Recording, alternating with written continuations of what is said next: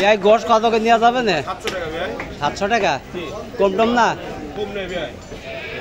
কারণ একটু কম টম নেওয়া যায় না? আমার জন্য নাই, জনগণের জন্য। অর্ডারে খুচরো কম বেচার কায়দা নেই।